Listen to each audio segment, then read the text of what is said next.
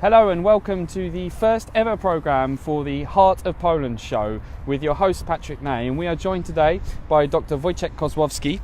Nice to meet you. Hello. Hello. And the purpose of this show really is to uncover Poland, and that's why we invited Wojciech to the show, because Wojciech is the director of the Pilecki Institute.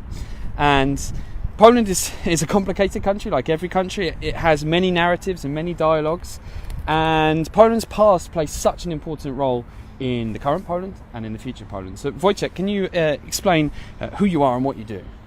Okay, so as you rightly said, I'm the director of the Pilecki Institute. That's an institution that has been recently established to in fact create, to retell the story of this of the 20th century in Poland, to investigate and inquire the mass of archival material that exists, that has been overlooked for many years by historians, by scholars, simply because it was difficult to access it or because it was not available in English. We're trying to bring the history of the Second World War, basically, of the German occupation of Poland, to international audience. So we often have this sense, I think, in this country that our history is our history. Our Polish history is not very well known. And you definitely agree with that. I agree with that, although I need to underline that I guess many people in various countries would claim that their history is little known also to their own citizens. I mean, there's always a difficult task to tell history, to tell the story about your own country to your the compatriots, because the problem is we are not always interested in our history.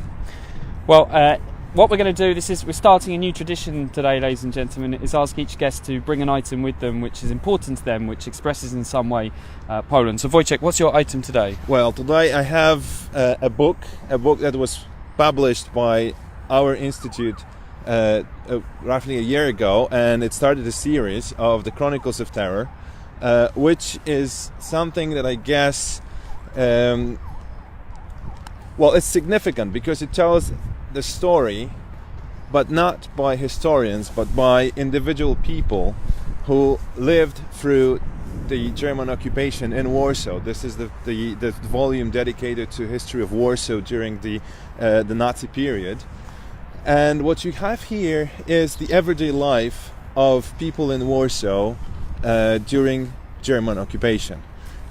And I've read this book. It's chilling, frankly, because you have these stories, as Wojciech says, of civilians, of men and women and children who are trying to go about their daily lives and seeing things, very traumatic things, going through very traumatic experiences.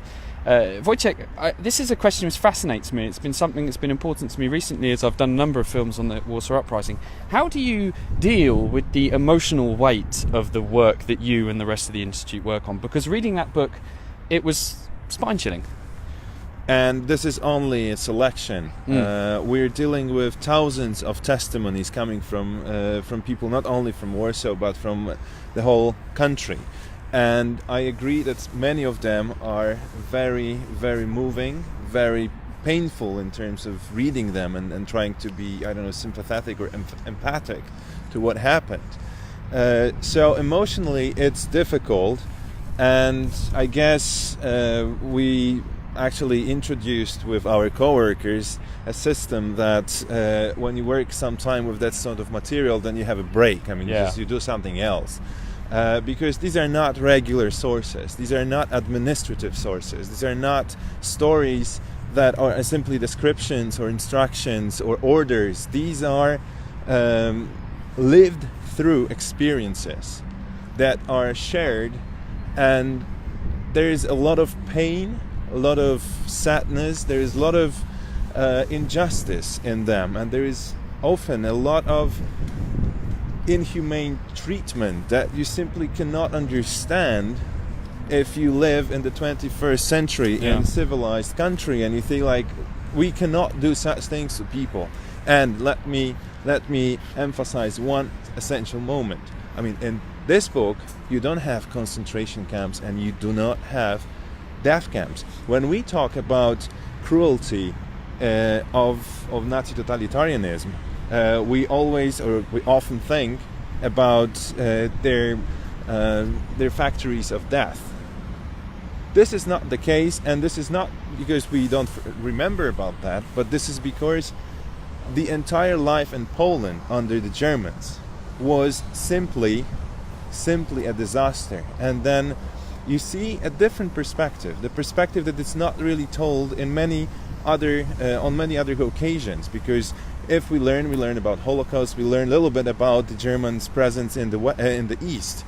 But this is, I think, some sort of revealing experience to see how people of that time, and you said women, children, but these were families, there were regular craftsmen, there were peasants, there were intellectuals, and they shared the same fate of being not only persecuted but prosecuted. They were living in a sort of hell that can be partially understood by simply going through those stories, individual histories of, and actually these are glimpses, these are not stories of the entire occupation time. We have some of them, but not in this book. These are like glimpses into everyday moments of their lives when they had to, deal with the Gestapo authorities. We have stories of mother who tells about the unexpected night visit or late night visit of two Gestapo officers who took her boy, who was 18 years old, because they accused him of sheltering some weapons, and then he didn't have these weapons, but they didn't care. They took him away, and she had to deal with that fact and go to the Gestapo headquarters and try and get him out, if I remember. Given how traumatic and turbulent Poland's past is, not just during the Nazi occupation, but through the long years of Soviet occupation, certainly with the puppet government. By the way, we have a great question from Richard around fighting solidarity. Richard, we're definitely going to come back to that, to your question. And if you have a question for Wojciech, now is your time. You can ask throughout the whole of this recording on any platform you're on, and we'll make sure he gets that. How much do you think Poland's past plays a role now in its future, in current day Poland? For example, it often strikes me that almost every Polish family has some form of traumatic experience that a grandfather, a great uncle, a great grandfather has gone through, whether it's fighting in a war or surviving a type of occupation. How important and relevant do you think that is to today's Poland? Well, this is a tricky question. When I didn't know much about the Second World War and this experience of confronting the Nazi and the Soviet totalitarianism, I had the feeling that perhaps it's not really that relevant anymore. And then, once you learn that the trauma that happened in the middle of the 20th century, first during the Second World War, and then it continued in a different way, but still in terms of being deprived of political and social freedom, this trauma very much affected the entire population, I think the entire society, and we have the remnants of that today. I mean, if you want to understand the Poles, it turns out that I need to consider that what happened during the Second World War was more than simply a war that had its regular, you would say, military casualties. It was going through, the Poland after that was totally changed. We lost like 6 million citizens. Half of them were the Polish Jews. And then the multinational Poland, the Poland of the Second Republic of the interwar period, disappeared. Was moved to the west in terms of borders and territory, and then it became actually ethnically totally clean. It was like simply 99% were the Poles. Whereas before the war, we had like 10% of the entire populations were the Jews. We had Ukrainians, we had Belarusians, we had Lithuanians. And then the Poland after that completely changed, and then the society had to recover from 5 years of hunger, of destruction, of fear, and just, not to make this list too long, let me give you an example. I recently, after learning more and more about the about the conditions and circumstances of the German occupation, and that also the Soviet presence in the East during, well, they came in 1939, don't forget about that. And I talked to my father, who was born soon after the war, and I asked him whether he remembered anything from his childhood, whether people talked about the Second World War, whether they talked about their experience of the Second World War, whether it was present there, whether he felt any impact. And he said, of course, in the 1950s, when he was growing up, the references to the war, to the time of war, to what was remembered, what was experienced, was often present during the family meetings. And then I asked him, okay, but this is a story that you can simply tell. Now, do you think, I asked him, do you think that the Second World War actually really impacted or changed people in our family? In a way that you cannot see. This was not like a change that someone has long hair and now it's short hair. It was change in terms of, your internal identity, the way you look at people, the way you identify yourself with your community, whether the way you can find happiness, the way you can understand other people, you can trust other people. And then he looked at me, he paused for a moment, which was a very powerful sign that he is sort of trying to recalibrate the way that he understands his own family too. And then he said, I think none of them was spared this impact that deeply changed them. And then I know the stories of people who then were prolific drinkers.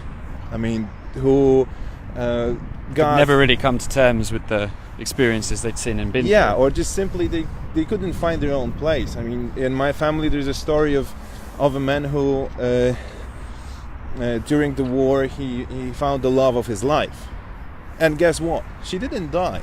She wasn't killed during the war, but this woman was married, and then her husband disappeared and showed up in 1946, right after the war. And then this woman decided to come back to her husband because that was the one that she was betrothed to. We've talked quite a lot about the Second World War. It's Sorry. Obviously that we're going to come back to it. We had a question from Monica on the live stream asking, other than the Second World War, what do you think is the most interesting period of Polish history within the 20th century that your institute focuses on? Well, we focus on the entire 20th century, but it means roughly starting from the 1918, so the moment that Poland regained independence.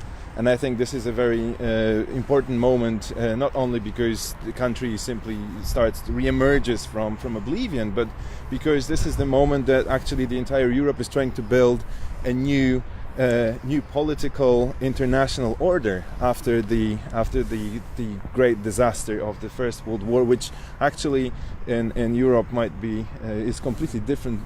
It's perceived in a different way than here in Poland.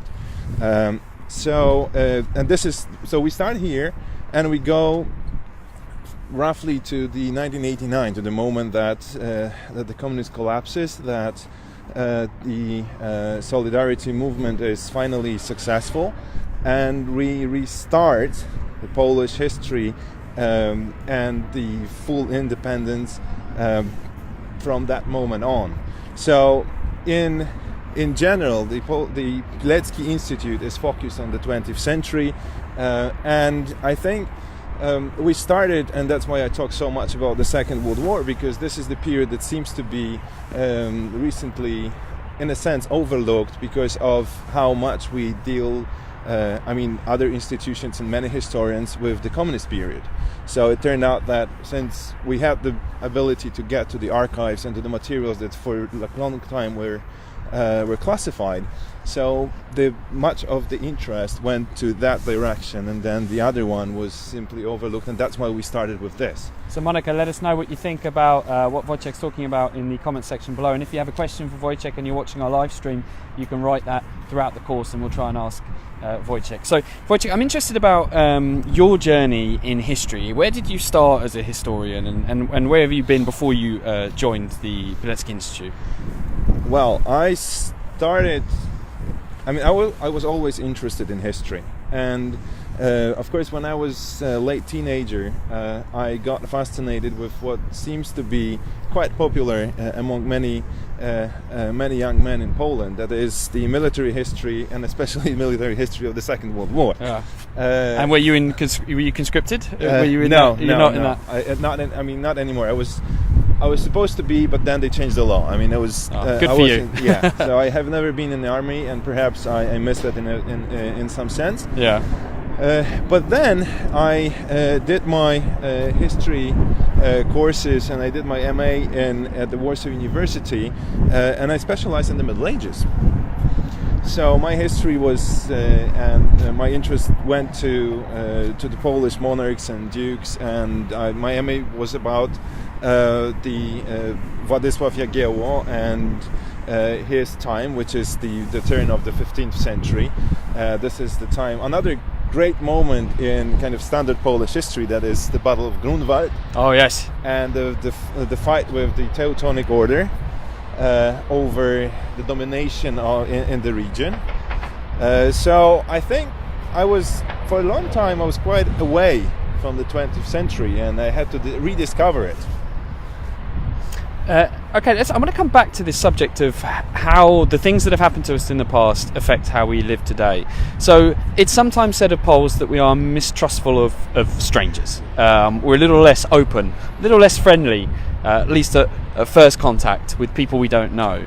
Do you think that's a legacy of the experience that Poland went under, not just through the Nazi occupation, but also through the long years of communist rule?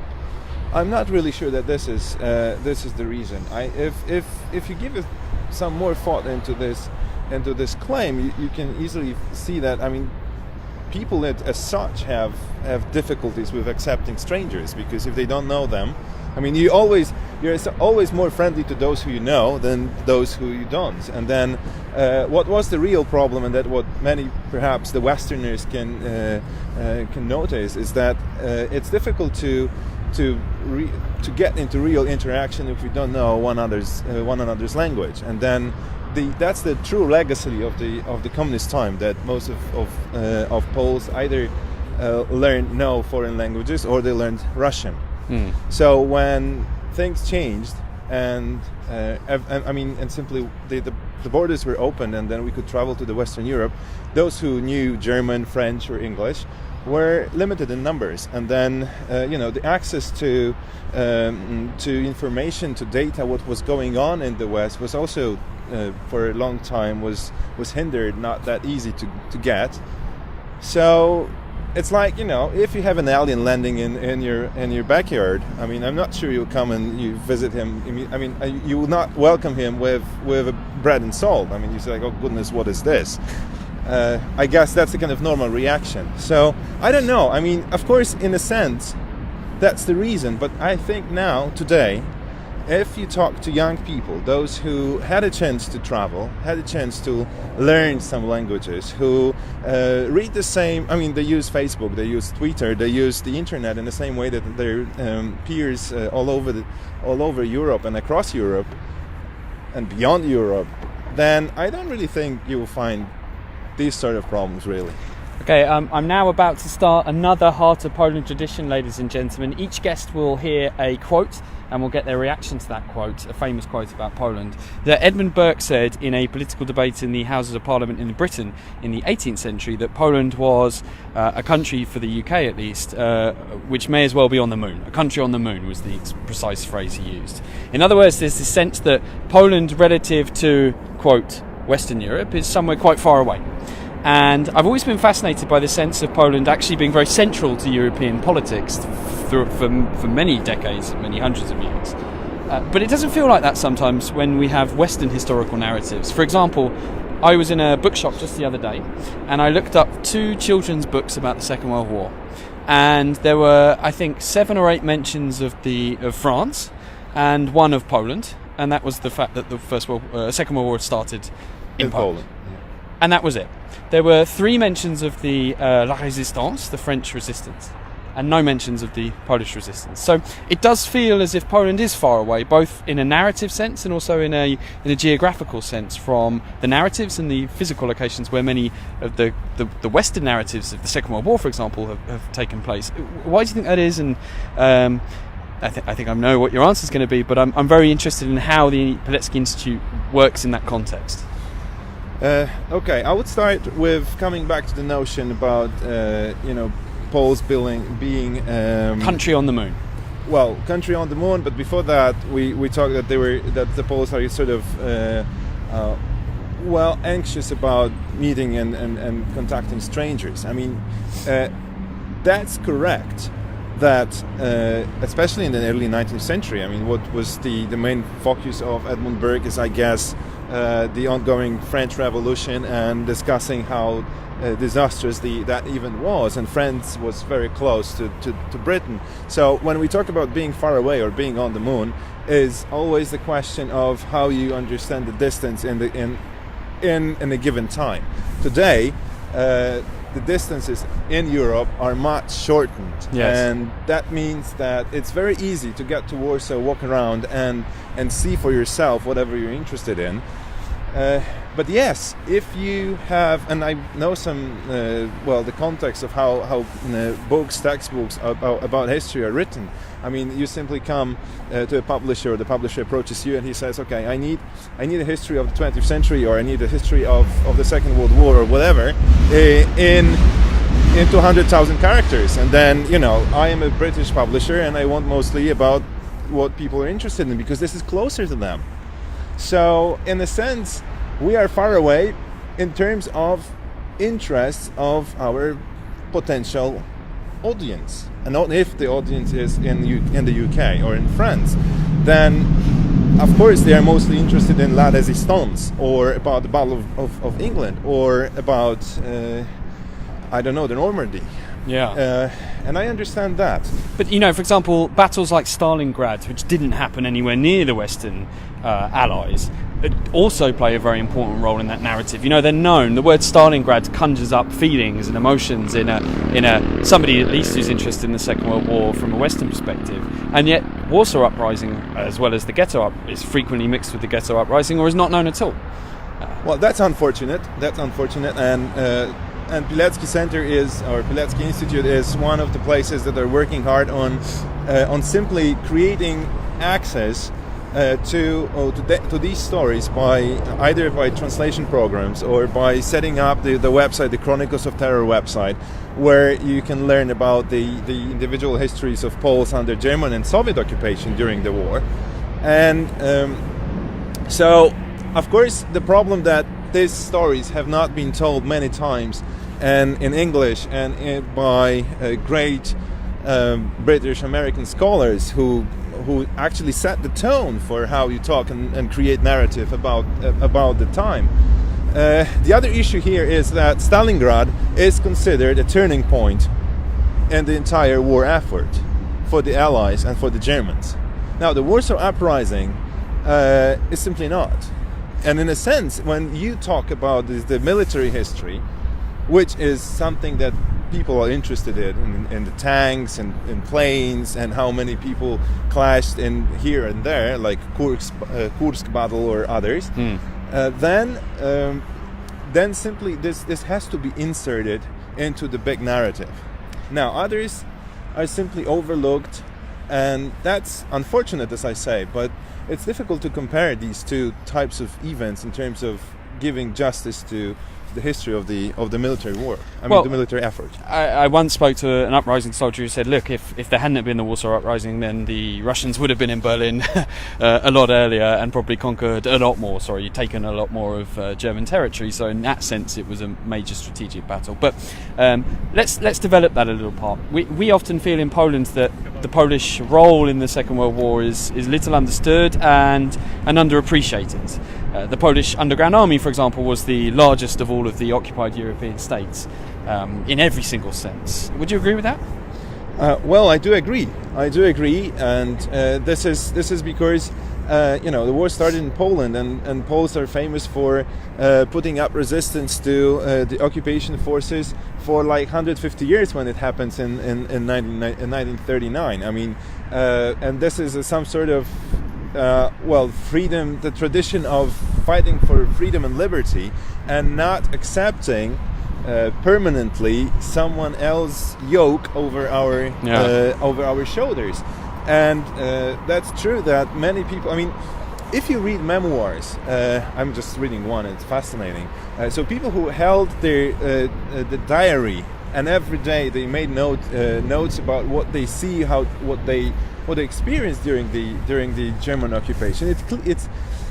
It's so depressing that it's fully understandable that at some point people were struggling to actually heat themselves and warm up themselves during very cold winter 1939-1940, and they were seeking for food that was so difficult to obtain. But then at some point you just simply cannot live like that. It's like, I have to stand up. In some way I have to resist, because otherwise my life does not make any sense.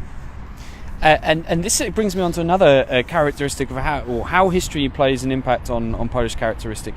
We think of ourselves, we Poles, as lovers of freedom, but also people who are prepared to fight for it. And there's a stubbornness about the Polish character. Do you see that in the history of the 20th century? Because it certainly feels like it. And absolutely, it is there. It's just the question in what way it manifested itself over the 20th century. The very fact that in 1918 we finally regained freedom, independence, and we recreated the state that was not on the map of Europe for over 120 years. This means that many people could claim there is no reason to recreate this country.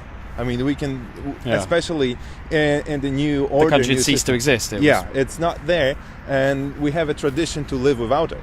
So, and this was very much an effort coming from the Poles, who were trying, not only fighting for that, because this is not only taking up arms and going to fight. Is always there are many other dimensions of this sort of struggle. This is the diplomatic missions. This is being a part of intellectual elites and milieus in Europe of the early 20th century. This is about great Poles who had been heard by diplomats and statesmen of Europe, and we had skills and experience to convince those who were creating new order in Europe that the presence of Poland is important. So it's not only the fight as understood as a physical effort and simply killing your enemies, but it's also ability to justify the existence of our country and justify the significance of Poland within the family of European states. And then when you move on into the second half of the 20th century, the resistance against the communist regime in various forms survived throughout the entire time. There were moments where we were fighting, or some of the Poles were fighting with simply with rifles and by putting up real fights. And then you have great strikes and manifestations against the system that were suppressed on a number of occasions, and people were killed and died. And then you have solidarity movement in 1980 that emerges, and that many historians and sociologists do agree about that, emerges after the first papal visit to Poland in 1979. Yes. The visit that... An extraordinary visit where he sort of brought this energy back to a country which was pretty flat, having gone through such traumatic Second World War and an occupation. And he literally said, bring this spirit back to its land and to renew the earth. Some people say that his visit was one of the few moments that people could actually meet together and count themselves, as it is said, during the great gatherings for the papal masses. People realize that they think, they feel, and they strive for something that they are deprived of, and the Pope was this sparkle that ignited us. To what extent do you think Poland's trapped a little bit by the trauma of its past? Because it is such a traumatic past. I think as somebody who grew up for the most of my life in Britain that, we had a good war. Obviously it was very bad for many people, but essentially many people thought of it as a good war, both in a moral sense, but also in the result. We won and we could get on with our lives. And yet Poland didn't win. It was occupied for such a long period of time.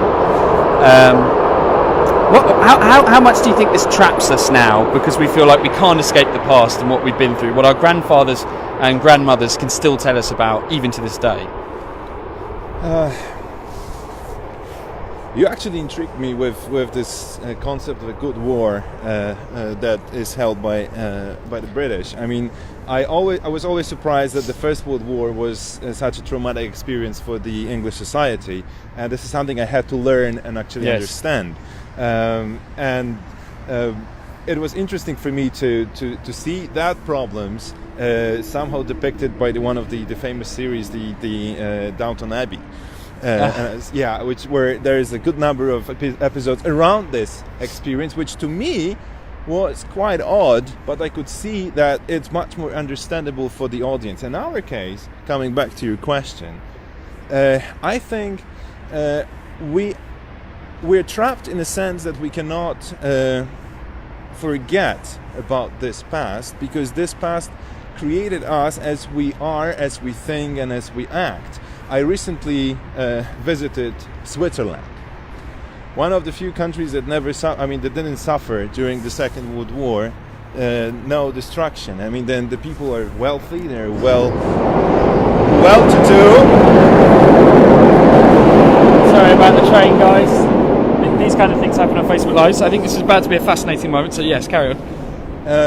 And I was really fascinated with the fact that I'm actually walking through the country that the Poland couldn't be at any moment, because it was so trampled from one side on the other many times during the 20th century, and we therefore lost we lost not only people, we lost wealth, we lost the capital, we lost our potential. Don't forget that for 6 years of occupation, people cannot learn, they cannot study.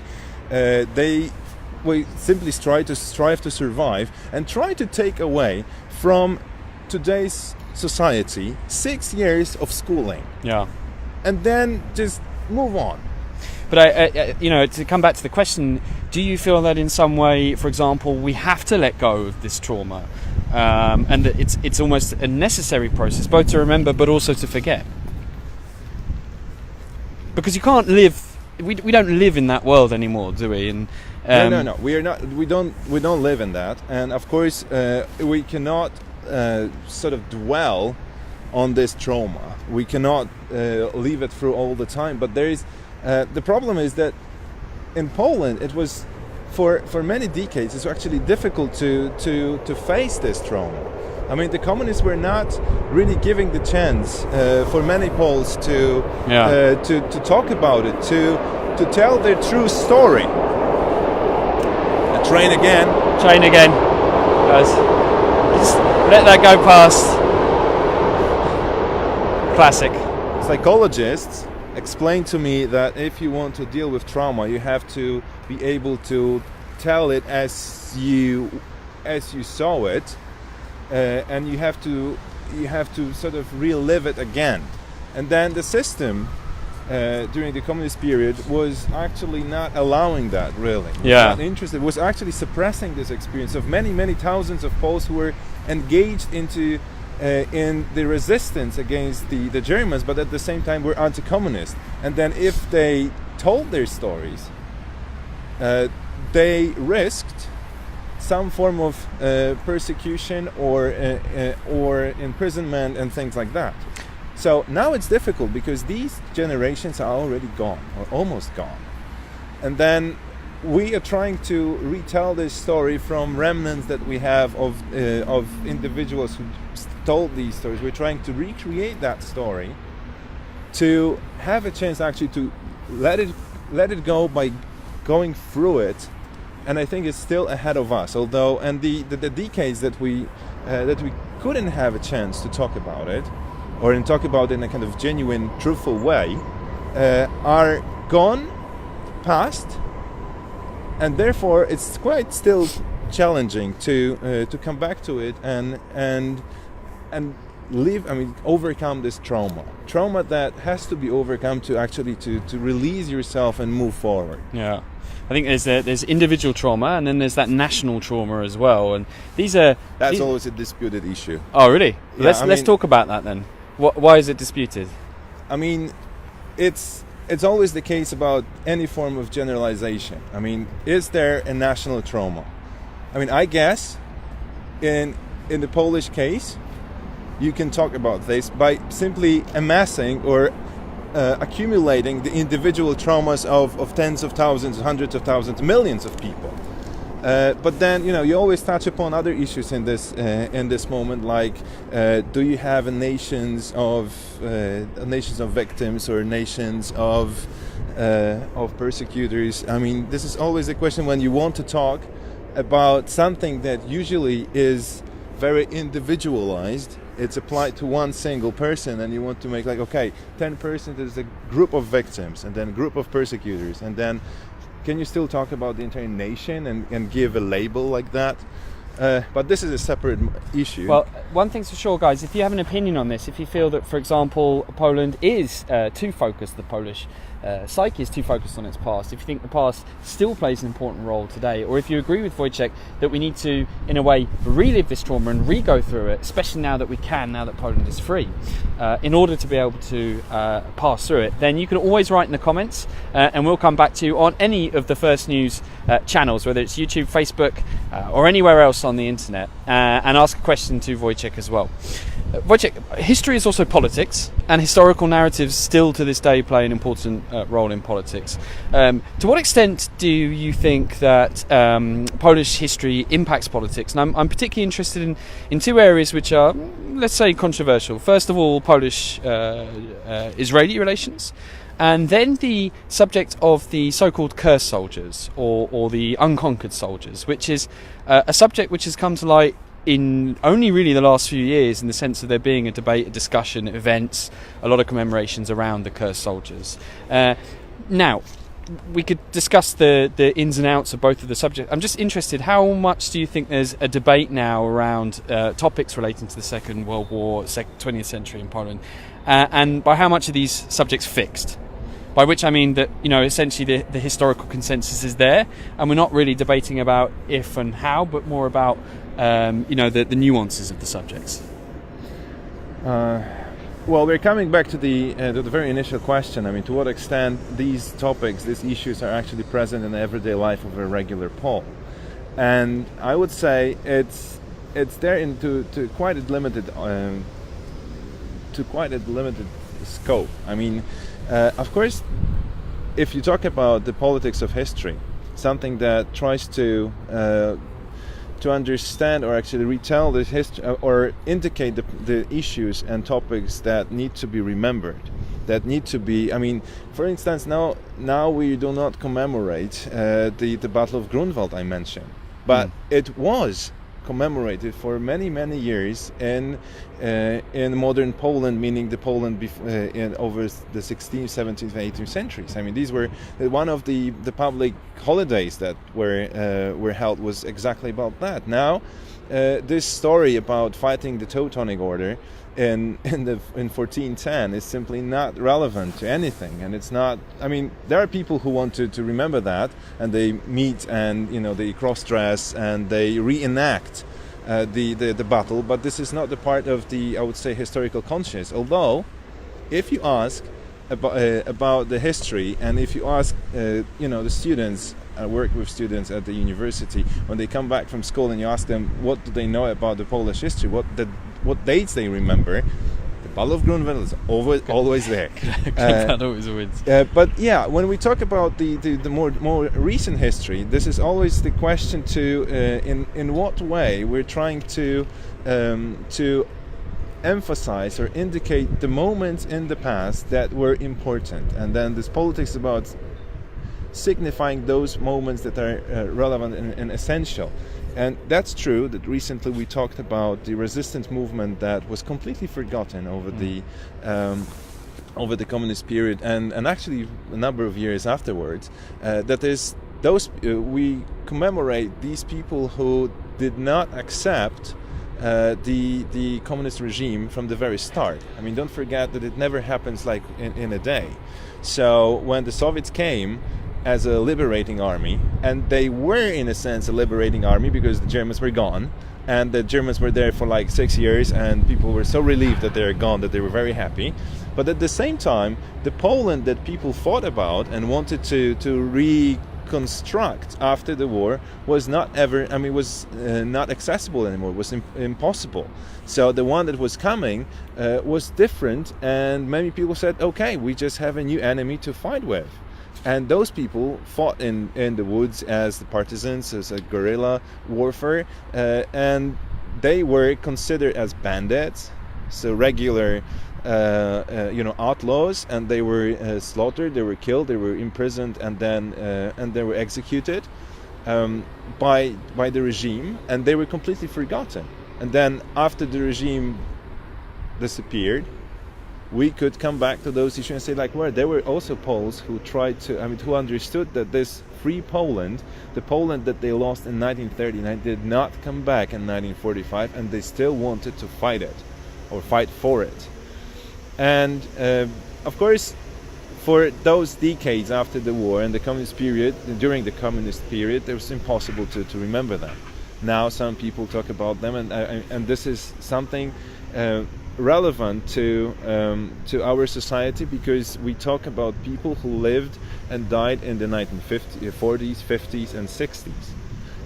And if so, it's still very close and very recent past. So we have our families, we have our grandparents who still can talk about these people as a part of their lives, and that's why it's so relevant and important. Of course, none of history, and also the history of Poland, is not black and white. I mean, there are so are there any other areas where you're discovering things now that you never thought were possible, or real breakthroughs in what we thought we knew about Polish history for the 20th century?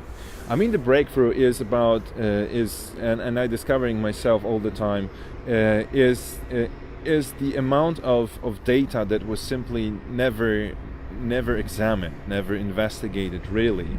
And it's not only my own individual perspective that I simply didn't know about so many things, because nobody here can, honestly say that we know everything about our history. Yeah. There's always something to be discovered, but in more kind of systematic way, if we look into the degree to which we used and employed really the archival materials that are available not only in Poland but also in Germany, in England, and actually also overseas, and actually to build a one big picture of that of the Second World War and the Polish part in it, I think it's still ahead. As a lot has been said, a lot has been examined, but the amount of material we're discovering that it's there and was simply not used is overwhelming, and the Institute is trying to put it together and in one place, in one location, so that and inspire people to come and do their research work on that material, to simply come back to this story and shed new light on it. So we are next to the Vistula River, which runs through quite literally the heart of Poland, and we're going to keep coming back to this river throughout the Heart of Poland series. What feelings do you get when you look at this broad, fast-flowing river which has so dominated Polish history and geography and culture? Well, this is something very close to my own identity as a Pole. I mean, Vistula is, as you rightly said, is in our history from the very early beginnings, and it was always considered. Even if you talk about medieval chroniclers who say where the Poland is, they always mention that there is this river that actually defines where the Poles live. So this is something that matters to us as a permanent element of our history and tradition, something that didn't really change. It's like Thames in London. I mean, well, Thames changed a lot. I mean, the course, but still, it's the part of the identity. You cannot talk about London without Thames, and we cannot talk about Poland without this river. Yeah, it's like birch and pine trees in Poland define the forest to which Poles for so many years hid in and fought in and survived in. Ladies and gentlemen, I don't know about you, but it's been an absolutely fascinating discussion with Dr. Wojciech Kozłowski, Director of the Pilecki Institute. As Wojciech's already mentioned, the Institute does a huge amount to commemorate the victims of Nazi and Soviet totalitarianism here in Poland in the 20th century. I could quite happily chat with him for another half a day at least. And I know that you will have questions for Wojciech. So feel free to write in the comments section wherever you see this interview and let Wojciech know what you thought of the discussions we had today. Does Poland have to re-go through its traumatic past in order to be able to escape from it? Does it need to escape from its traumatic past? To what extent does Polish history affect Poland's present and Poland's future?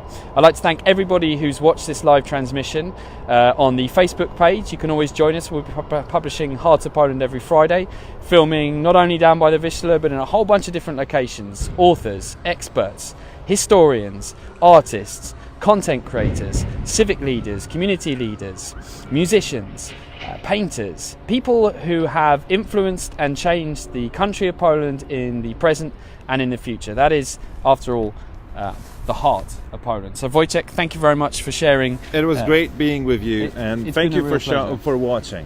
Thank you very much. We'll see you again for the next episode of Heart of Poland. Good luck.